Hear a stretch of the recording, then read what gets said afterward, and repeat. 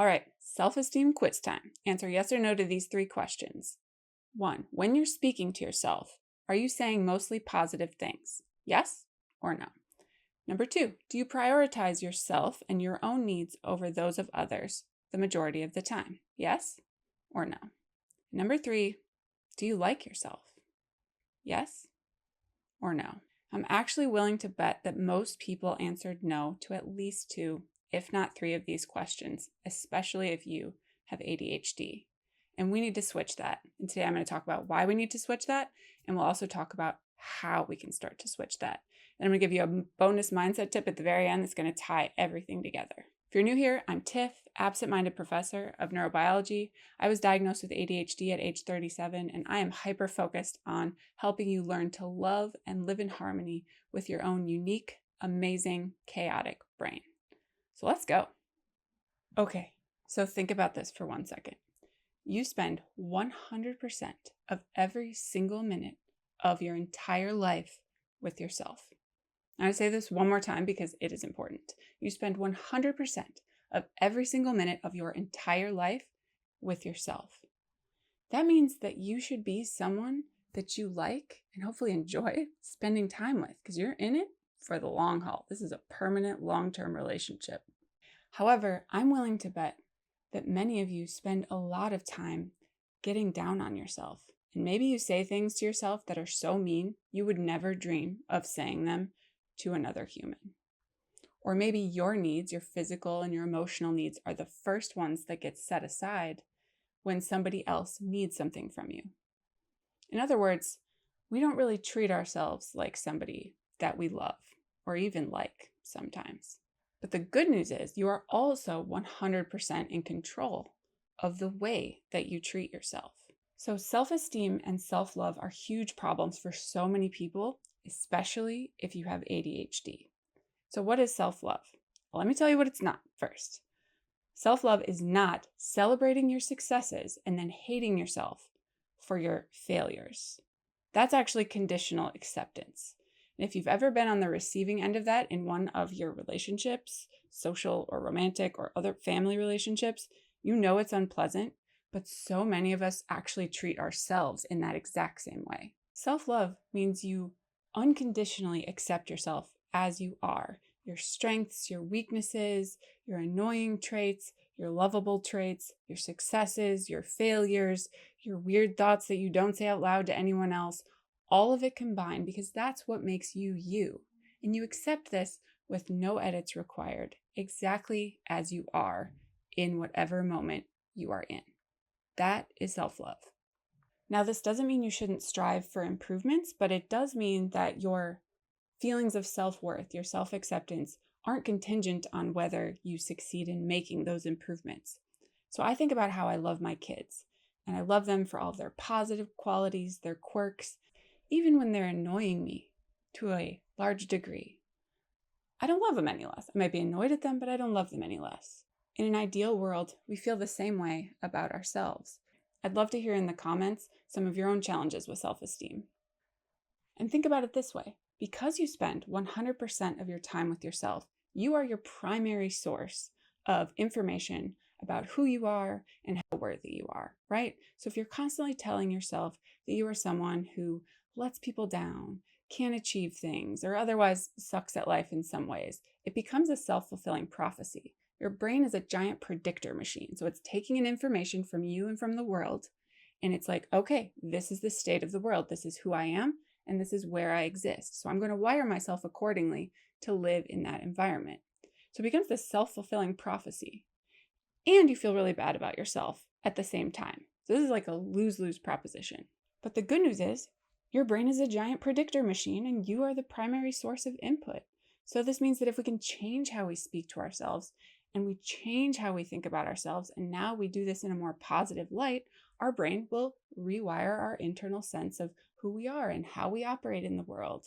When we do this, when we make these changes and we get to a place where we can accept and hopefully love ourselves, this will improve our happiness, it will improve our relationships, it will improve our productivity, it will improve every single thing about the way we operate and feel in the world. It will improve our energy levels.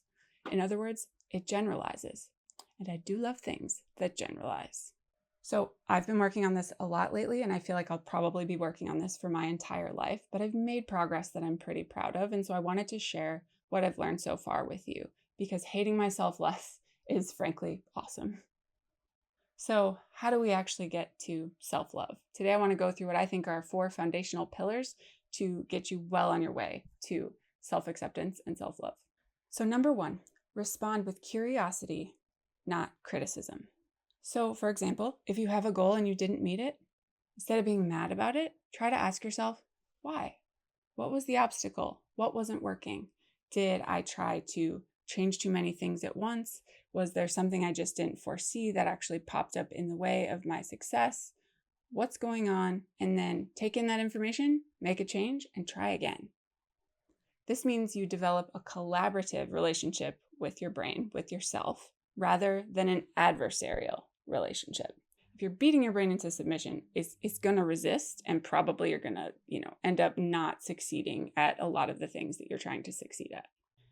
If you can try to find a path forward that works for both your brain and your goals, you're winning. But this can be really hard when you have ADHD, because at least for me, it feels sometimes like my brain has taken the wheel of the car and is trying to drive me off the road, and I'm just trying to stay in the lane. Okay. But a lot of these struggles actually come from trying to solve whatever problem we're trying to solve in a way that actually doesn't work for us. And at the core of this are usually beliefs about how we should be solving a problem or how we shouldn't be solving a problem. Once we're experimenting and once we're curious about why things succeeded or why things didn't work that time, we are on our way. In other words, solve for the obstacle. About 10 years ago, I wanted to stop eating chips and snacking. Okay, so what I ended up landing on was removing all of the chips and snacks from the house. Was I ashamed that it took me removing all of the snacks and chips from the house in order to not eat them? Yes, it did. Did I feel like I should have had more self-control than that and be able to just not eat the chips? Yes, I did. But did it solve my problem because I didn't have chips and snacks in front of me every day? Yes, it did. And I lost 25 pounds using that really simple strategy. So I set myself up for success using a solution that was easy to implement and almost guaranteed to work. Taking away all that emotional baggage of whether you should or shouldn't have willpower, blah, blah, blah, whatever, throw that out the window and just solve the problem in the easiest way. That's the benefit of responding with curiosity instead of self-criticism. Now, there was plenty of self-criticism along that road, but eventually solved my own problem by just using the simplest solution. And then another thing that can be wrong sometimes when you're trying to achieve a goal is it might be a problem that you're actually not that interested in solving, especially if you have ADHD. So if you're repeatedly failing to sort of improve on something that you're trying to improve on, ask yourself deep down if you actually want to solve that problem.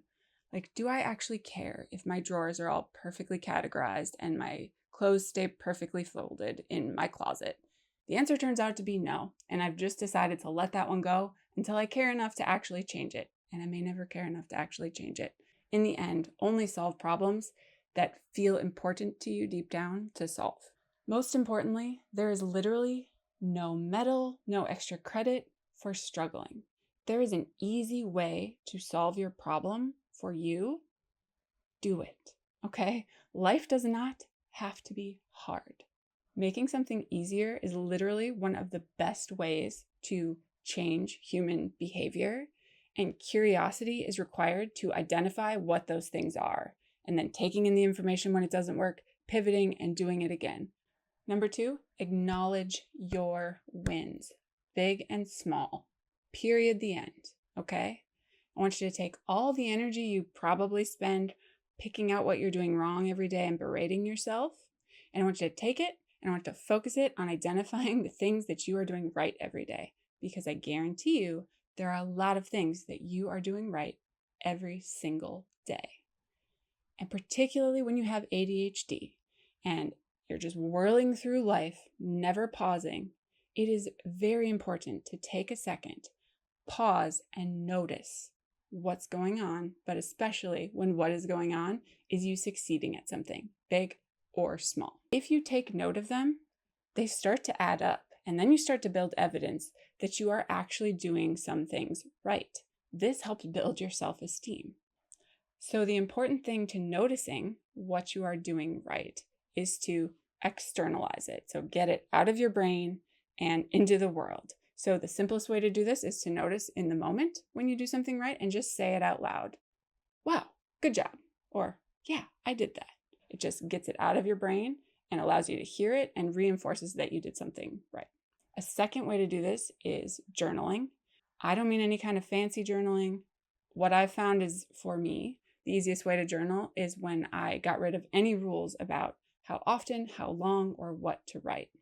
And if you just include in your journaling a note of the things that you did well that day, those will create evidence outside of your own mind for all of the things that you've been doing well. And this creates sort of an arc you can watch of progress over time.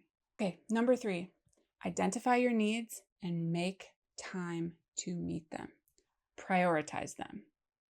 We all have needs for connection, recharging, physical and mental health, security, and freedom or autonomy. Okay, and those needs don't go anywhere if they're not being met. Like, you can choose to ignore them, but they're still there. And eventually your brain and body are going to make those needs known. And let me tell you, it is a much more pleasant thing to be meeting your needs on a fairly regular basis than it is to get into like this deep, dark hole where it's a long and or maybe expensive road to kind of get back out. Ask me how I know. So you can start by identifying what helps you feel connected. Is that hanging out with your kids, date night, girls' night? What recharges you? Is it exercise or reading or a hobby? Figuring out what makes you happy and making time for it will make you feel more at peace and happier and more functional, which will make you like yourself more, which will make you happier and more functional in life, which will make you, right? So it's like a positive feedback loop again, and it's one that, again, generalizes to your entire life. So for self-esteem too, if you're taking care of yourself, that's sending yourself a signal that you are worthy and important of love and care, which will make you feel better about yourself, which will again make you happier and make you more functional.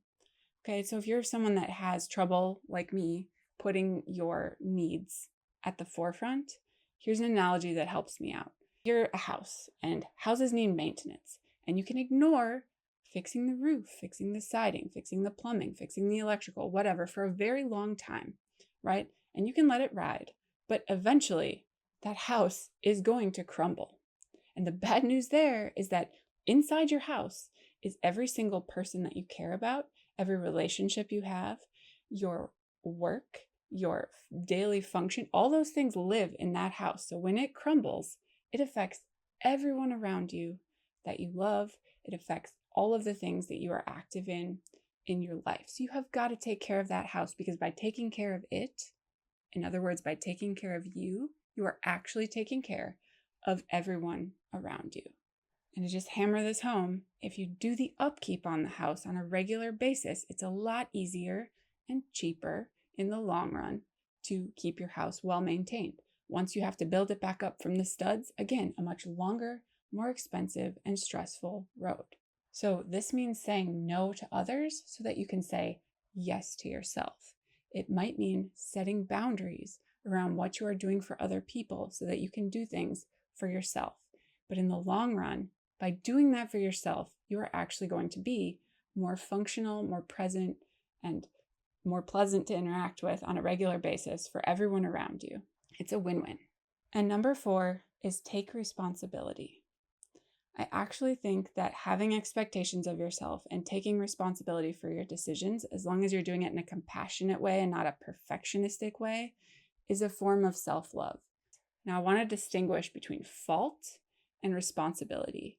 So a lot of things will happen to you in your life, and many of them will not be your fault. You will not necessarily have control over how other people are acting or what's going on in the world or in your environment, okay? But you do always have a choice in how you respond or how you act, right? So you're responsible for your own actions and reactions to the things that happen to you. And choosing not to act is one of those choices that you have. And this may actually sound painful, but think about it this way, okay? If you are constantly making everybody else or the world or your environment at fault for you not being where you want to be, that gives you absolutely no control, no agency over your future, right? Whereas if you start to believe that you actually have choices that you can make to try to start making changes over time in your life that you want to make, when you have that power and that control, it's actually a source of hope, right? So when things are at their worst for me, in life, when they've been at their worst, what has always helped me is knowing I can choose what step I take next. And the minute I take a first step sort of out of some crappy situation, that is the moment I instantly feel better. Okay. So actually feeling a sense of agency and responsibility for how you react in any given situation is, I believe, in the long term, a big sort of happiness and self-esteem booster. And then when you dig yourself out of that hole, you give yourself credit for having done those things instead of the, outside world. And so not only are you now in charge, but you can give yourself credit for your successes. And that might be something that you struggle with as well. And giving yourself credit for your successes also builds your self-esteem, builds your self-worth, builds your self-love. So if you're using this idea of I am responsible or in charge of whatever next step I take, how I react to this situation that I'm in, and you put that in conjunction with responding to the feedback you get from making that choice with curiosity, that's the tandem that will allow you to actually, take a step, assess how it went, pivot a little bit, take another step, assess how it went, and make the progress that you are looking to make. I truly believe that once you start taking charge and responsibility for how you're reacting in any given situation, is it probably the biggest thing you can do to boost your happiness and boost your self-love. And it can be hard, especially if this is not your automatic way of thinking. It takes a lot of building up, and it might be something you actually want to seek professional help with doing through therapy or coaching or something like that as well. Okay, here's your final bonus mindset tip. Ready? Unicorns do not exist. Don't tell my daughter, okay? But unicorns do not exist. There's no such thing as the perfect human. I don't even know what that would look like, okay? We all have strengths and weaknesses and good and bad qualities, and those are the things that make us interesting and human. So instead of focusing all our energy on what we are not, we need to start spending that energy identifying what we already are. Because I guarantee you there's a lot of awesome there. Okay, so we need to let go of whatever these perfect ideals are and start focusing on the things that are already good about ourselves. That's all for today. Watch this video next if you want to see some of the things that I do daily to increase my happiness, and I will see you next time.